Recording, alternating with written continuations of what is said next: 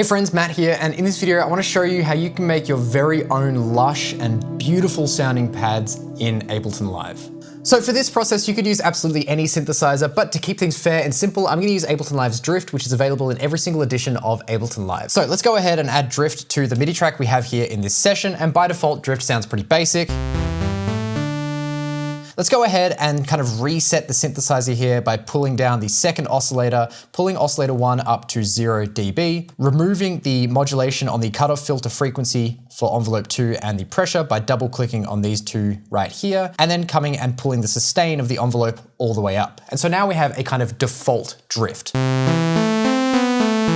So now one of the fundamental aspects of a pad sound is a kind of long evolving envelope. So to go ahead and create that, I'm going to come to envelope 1, which is controlling the amplitude of our synth, increase the attack, and also increase the release. So now we're going to have the sound fade in over time, and then when I release the note, it's going to fade out over time. So we get this long moving sound.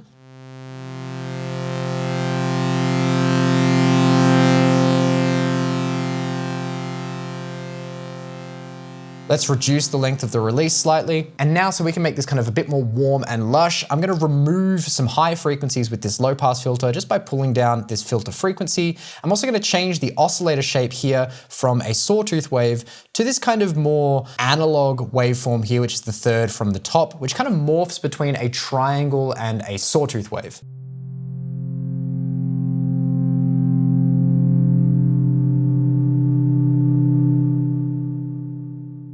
Now to give this sound a little bit more width and space, I'm going to come ahead to the global unison section or the mode section, select this drop-down menu that says poly, and choose either the stereo or the unison modes. Unison will give you a little bit more of a detuned kind of sound. So let's have a look at detune and increase the percentage.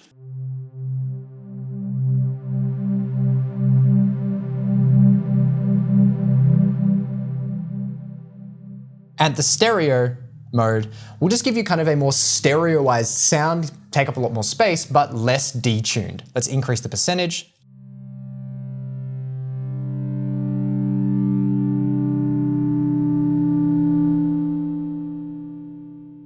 For this, I'm gonna leave it on stereo and increase the drift percentage just kind of up to about 50% so that we get some more movement and kind of error between each of the different notes or voices in the sound, but we don't get that kind of crazy detuned sound that unison mode gives us. Next, I want to add some more movement to this sound by moving the filter. And to do this, we're going to use envelope 2. So we're going to come to this frequency modulation section here and increase the percentage that envelope 2 is moving the cutoff frequency of this filter here. And so by default, now that I increase this, we're going to get some kind of plucky movement on the filter whenever I play a new note. But because it's taking the sound a while to kind of fade in, we're not really hearing that plucky sound. So what we need to do is adjust the length or timings or the stages of envelope 2 here to kind of suit the movement that we want. For this, I'm going to increase the attack quite substantially, decrease the sustain all the way, and increase the decay as well. So now we have a filter that kind of opens up and then decays out over time, just slightly differently to how our first envelope is changing the amplitude of the sound.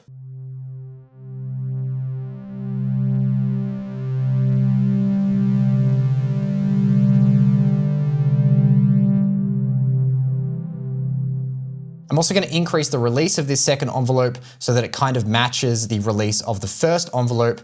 And now I'm going to go ahead and just add a little bit more movement to this sound using the LFO. So there's a bunch of different ways we can use the LFO to add movement to a sound like this, but the first way I'm going to do it is by using the LFO to change this shape parameter here on oscillator 1, which is basically morphing between a triangle wave and a sawtooth wave on this particular oscillator shape.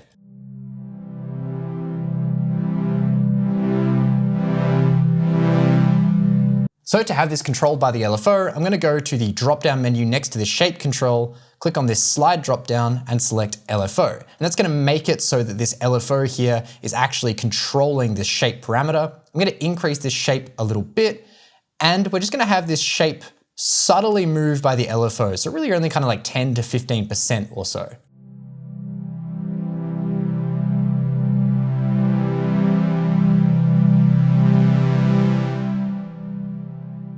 And so you can hear now we have that kind of consistent up and down movement from the LFO on this shape parameter. To make things a little bit more kind of unpredictable, I'm going to go ahead to the LFO and change the LFO shape to something like this wander mode, which is just kind of a random moving, wandering movement, which is going to make it so that this shape control is moving a little bit more unpredictably than with a traditional sine wave LFO.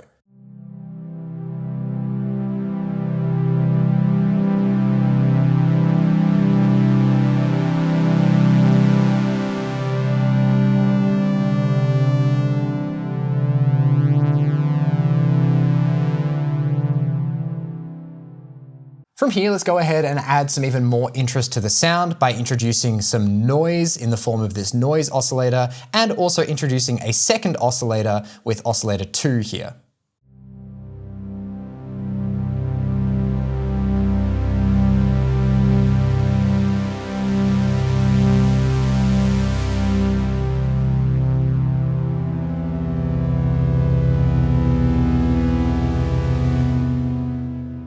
So by default, oscillator 2 is actually playing an octave below the incoming notes. This often sounds really nice for pads like this, particularly if we play a bit of a higher octave, but we can also make it so that this oscillator is actually playing maybe the same octave or even one octave higher to get kind of different tonal characteristics.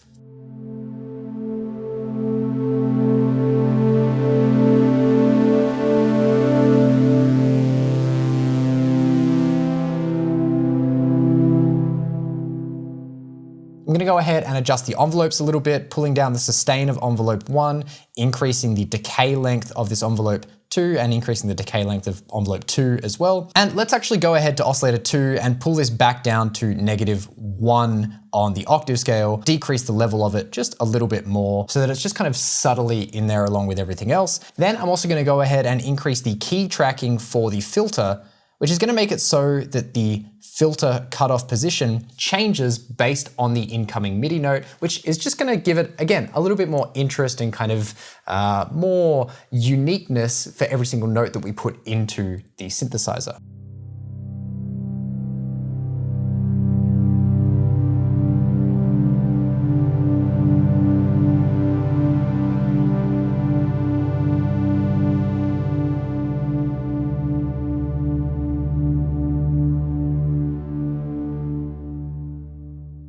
From here, there's totally more that you could do with the synthesizer. Your imagination is really the limit, but let's go ahead and start adding some effects to really bring this sound to life even more. The first effect I'm gonna add is a chorus, and this is just gonna make it so that we kind of have a little bit of that unison type sound, but it's just a little bit more subtle. So I'm gonna pull the dry wet of the chorus down a little bit, pull the amount down a little bit, and the rate all the way down to the lowest it will go. And now we're gonna get a little bit of that kind of phasey movement between the left and the right speakers, whilst also adding some stereo width to the sound.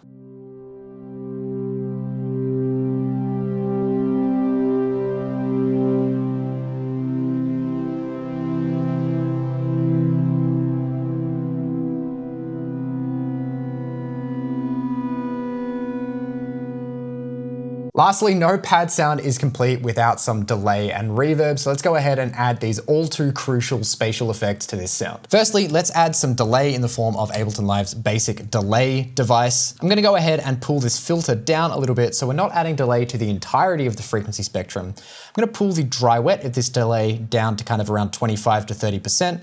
Pull the feedback down as well to kind of 30%. And then we can set the delay time to really whatever we want. We can have it synced to the tempo, maybe at quarter notes, or you can even have it unsynced as well by clicking on this sync button and choosing a time here if you want. Let's go ahead and leave it synced. And then to give this delay a little bit more stereo width, I'm actually gonna offset the left and the right sides just by increasing this little percentage here on the right and decreasing this little percentage here on the left. And now we have this really kind of nice and wide delay, adding some more space to this pad sound.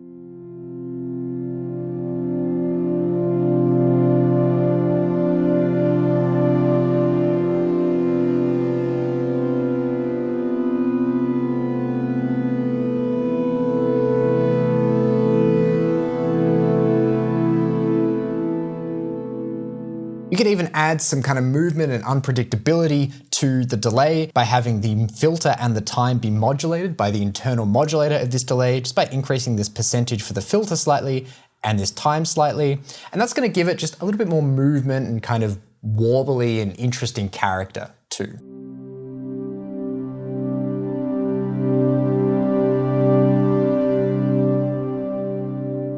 Now let's go ahead and add some reverb. So I'm gonna use Ableton Live's stock reverb here, and really there's so many things we could do with the reverb, but the most simple thing we wanna do is just keep the dry wet maybe at around 50, 40%, increase the decay so it's really, really massive, and pull the size all the way up. And now all of a sudden we have this really nice, lush, dense sounding reverb to complement our pad sound.